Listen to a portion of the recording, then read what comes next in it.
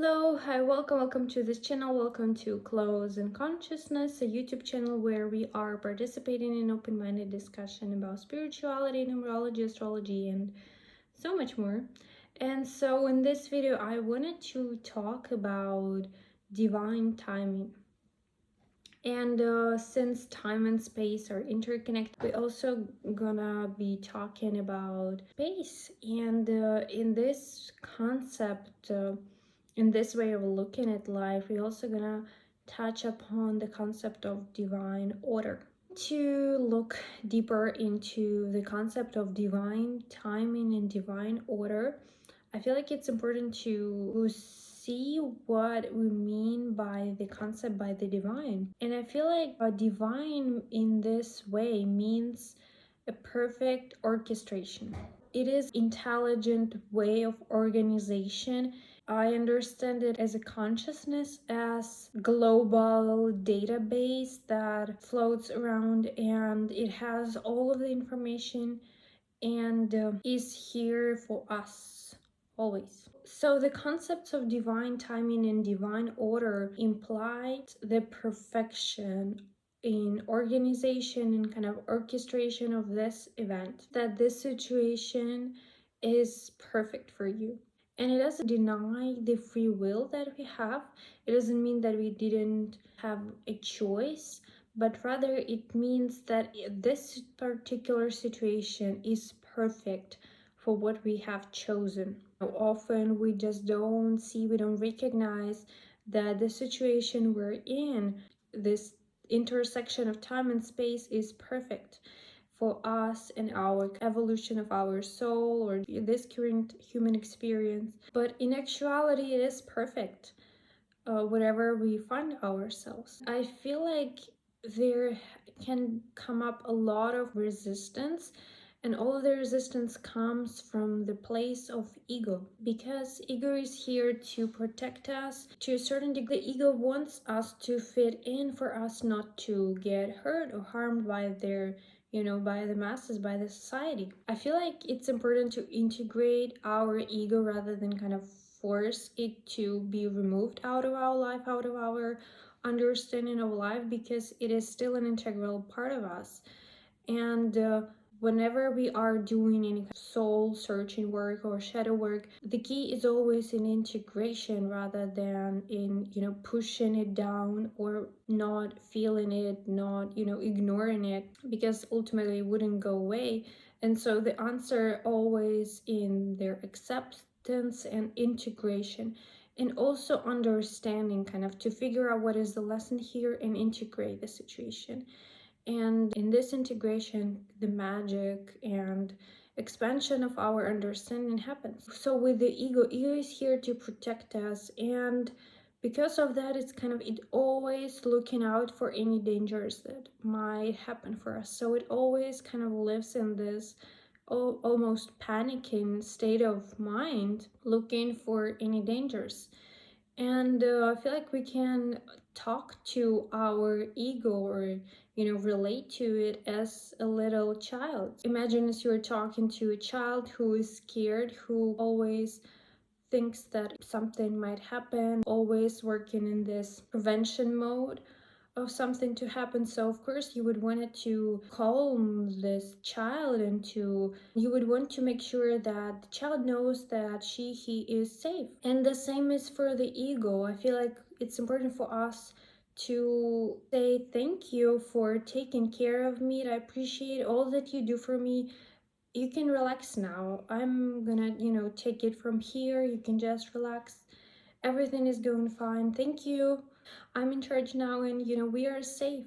You can relax. I got it. And so in this way, we can move out of being so kind of head driven to moving closer to our heart space. And in this way, we shift from the survival mode to thriving mode, to living mode, because I feel like the key is to get connected to your conscious decision making. I feel like it's the key to everything in life. And with all of the events, this is how the public gets tricked to believe. Whenever you want to manipulate a crowd, the key is to make them scared, is to move them to this survival mode, because when you are in survival mode, you cannot think for yourself, you cannot choose, you cannot make conscious decision what you would like to happen, what would you like to choose. And in this way, if you are in this survival mode, you get stuck in this will of following what other, people are saying. The great thing is that whenever you find yourself, the reverse process is also possible. At any second, you are able to call back your power and to make choices for yourself, and in this way to choose what you would like to experience. So whenever we are in survival mode, we are not relaxed, we are tensed. It doesn't feel good on our physical body, on our emotional body, on our mental body, and of course spiritual. We are not feeling safe. But whenever you move from their ego to your heart space, this is when you are relaxed. You relaxed in knowing that everything is going in the best way possible. I feel like this is the mindset shift to everything is happening for me. And I feel like in this way, when we act from our heart space, we are relaxing in this deeper understanding and experience of life. We are more connected with what brings us joy, and we are more connected with making choices that align with our desires. So the concepts like divine timing and divine order, they are all about the choice that this divine intelligence, consciousness, universe, God, you can call her, him, whatever you want. But I feel like it is still here in providing for us perfect orchestration for us for whatever we are choosing. And if we find ourselves in situations that we don't like to experience, the answer is always in tuning into your heart space and to call back, to proclaim, to get back to the understanding of your personal power to create your social reality, to the birthright of creating social reality, to being co-creator of your human experience. Divine time and divine order is the idea that everything is movement, and this mindset that everything is happening for me. Moving and going along with life as a conscious co-creator of life experiences, and being relaxed in knowing that each situation has been perfectly arranged and orchestrated for our personal intention.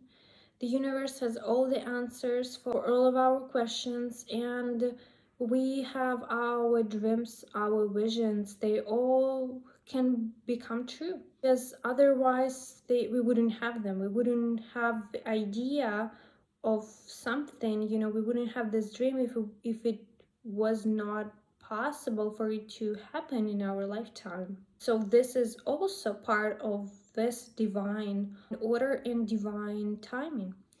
There is a book, Autobiography of a Yogi by Paramahansa Yogananda, and in one of the chapters, the guru of Yogananda, I don't really remember, was it the guru of Yogananda, Sri Yogi or his guru? I don't remember, but the whole book is full of magical experiences. I would definitely recommend the book because I feel like it helps us to reconnect with reality, to remember that we are a conscious co-creator of our life, and it is up to us to decide what our experience of life is going to be like. But anyway, so in one of the chapters, person, he is visited by a divine representation. Firstly, he's surprised, why this incarnation of divine has visited him, and he asks why you here. And this divine incarnation, presentation of divine order, divine timing, the consciousness is telling him, I'm here to assist you on your mission. He has been working on his spiritual evolution and such, so he is aware, but still he feels, confused. Why? What do you mean? And he says that I know the divine order progression of your lifetime. And I know that you're gonna be mentor for someone who's gonna be the mentor and who's gonna share the idea to, who's gonna unite the concepts of West and East. And I know you are part of this journey of this divine order, but for you to firstly to step into the role that you have chosen for yourself, first you need to make your dreams come true. And so he helps him to kind of materialize his dreams right away, in a second. I remember they appear in the most amazing palace with the beautiful architecture, art, all of the beautiful marble pieces. And this person, almost like a genie, he materialized this palace. I feel like in the Himalayas probably, but for this person just to feel the joy, he always wanted to experience, to walk and just to be at the place of beautiful architecture, the most exquisite art pieces.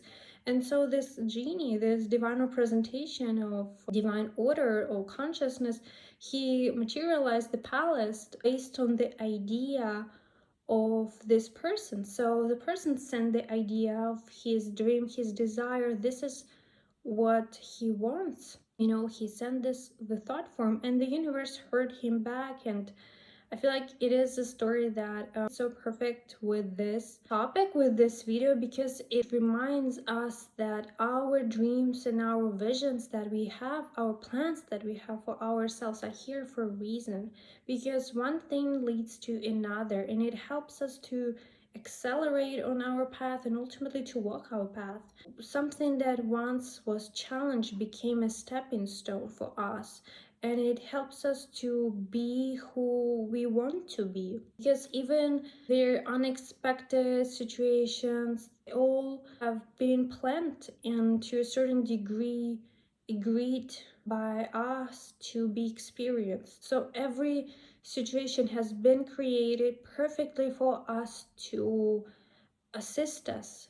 So this has been a conversation about divine timing and divine space. I hope you enjoyed, and I hope it provided some clarity, and I hope you are able to relax in knowing that everything is going out in the best way possible. And I hope you are able to meet the life at its perfection. So yeah, I hope you are well and thriving. Until we meet again, bye!